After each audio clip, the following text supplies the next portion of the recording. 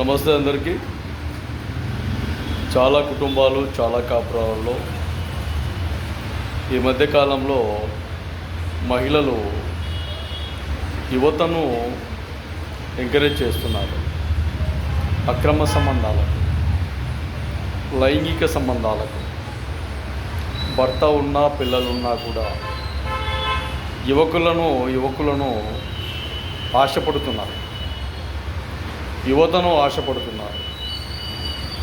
ఇష్టానుసారంగా బరి తెగించినట్టు కొంతమంది మహిళలు వాళ్ళ ప్రవర్తన చెడు మార్గాలలో ప్రయాణం చేస్తుంది.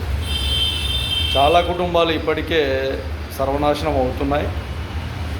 కానీ అలాగే కొనసాగితే మాత్రం జీవితకాలంలో చాలా వరకు మూల్యం చెల్లించుకోవాల్సిన పరిస్థితి ఏర్పడుతుంది. చాలా కుటుంబాలు తెలుసుకోవాల్సిన అవసరం కూడా ఉందని మహాజన రాష్ట్ర సమితి తెలియజేస్తాం.